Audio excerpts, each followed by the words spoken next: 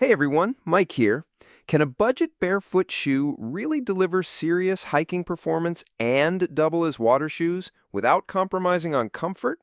That's exactly what I set out to discover with these JMZB Hiking Barefoot Shoes.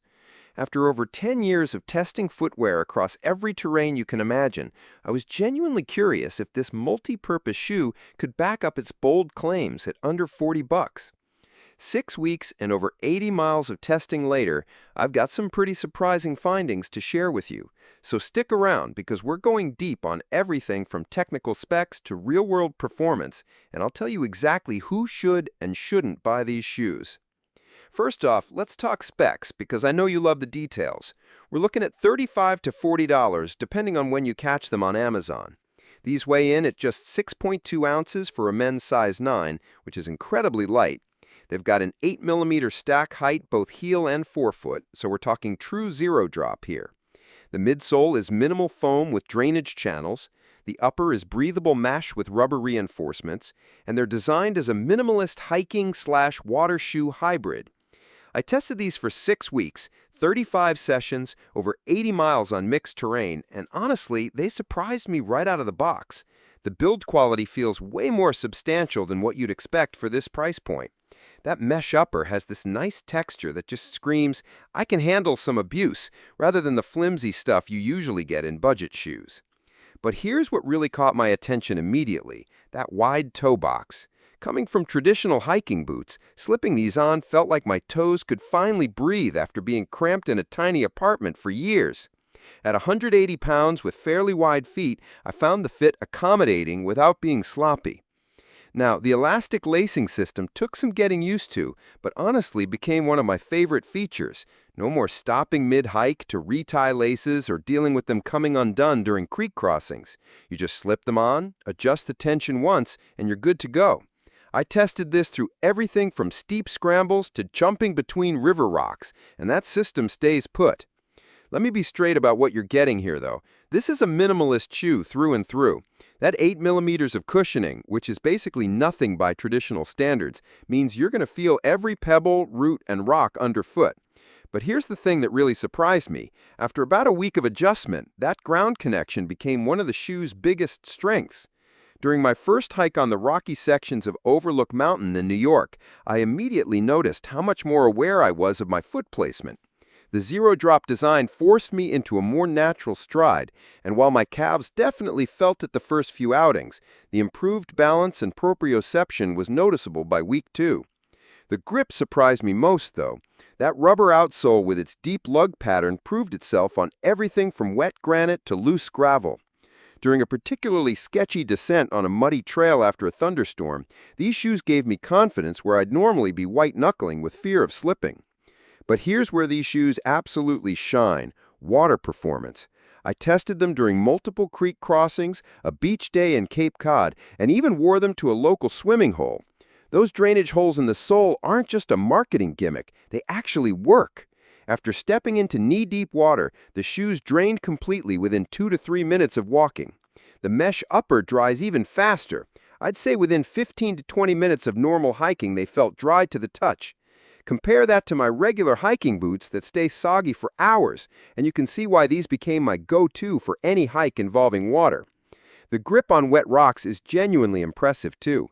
I'm usually super cautious on slippery surfaces, but these gave me enough confidence to navigate stream crossings without the usual terror of taking an unexpected swim. Now, JMZB markets these as hiking shoes, water shoes, running shoes, and gym trainers all in one. That's a tall order for any footwear, especially at this price point. So let me break down how they actually perform in each category. For light hiking under 10 miles on moderate terrain, they deliver beautifully. The minimalist design keeps your feet from getting overly fatigued, and the grip handles most trail conditions well. However, on technical terrain with sharp rocks or when carrying a heavy pack, you'll definitely feel the lack of protection. For water activities, this is their sweet spot. Beach walks, stream crossings, paddleboarding, they excel here. The quick dry capability and excellent wet traction make them superior to most dedicated water shoes I've tested. For running, they work for short runs under 5 miles on trails or roads, but the minimal cushioning means your legs will feel it if you're used to traditional running shoes. The transition to barefoot-style running takes time. For gym training, surprisingly good. The flat sole makes them excellent for weightlifting, and they're flexible enough for bodyweight exercises. Several gym goers actually commented on how they looked like regular sneakers rather than obvious water shoes. Let me talk about performance in different conditions because I really put these through the ringer. During a brutal August afternoon in the Hudson Valley at 85 degrees with high humidity, the breathability kept my feet surprisingly comfortable. That mesh upper really does allow airflow, and even after 3 hours of hiking, my feet weren't the swamp I expected. In wet and muddy conditions during a rainy weekend in the Catskills, the drainage system works as advertised. Water flows right through rather than pooling inside. The grip on muddy trails was actually better than my traditional hiking boots. On rocky technical terrain, here's where you really feel the minimalist design. Sharp rocks definitely make their presence known through that thin sole. After 5+ miles on rocky terrain, the bottoms of my feet were definitely feeling it. For beach and water environments, absolutely stellar. I walked for miles on sandy beaches, crossed multiple streams, and even wore them while kayaking. They dry fast, don't hold sand, and the grip works great on wet surfaces. During extended wear testing, where I wore them for 10-plus-hour days, including hiking, driving, and casual walking, the comfort held up well, though the lack of arch support became noticeable by hour 8. Now let's talk about whether JMZB actually delivers on their promises, because you know I'm a stickler for details. They claim wide toe box provides space for natural toe movement. This is absolutely accurate. The difference was immediately noticeable coming from traditional hiking shoes, and my toes could spread naturally, which improved balance and reduced cramping. The breathable material keeps feet cool and dry statement needs some context. The mesh upper is definitely breathable, better than most hiking shoes I've tested. However, dry is relative when you're sweating heavily. They're significantly better than traditional boots, but not magical. As for non-slip sole provides excellent traction, I'll give them credit here. The grip genuinely surprised me, especially on wet surfaces. I tested these on slippery rocks, muddy trails, and wet deck boards. The traction consistently exceeded my expectations for a shoe in this price range. After all this testing, I'm giving them 7.8 out of 10 overall.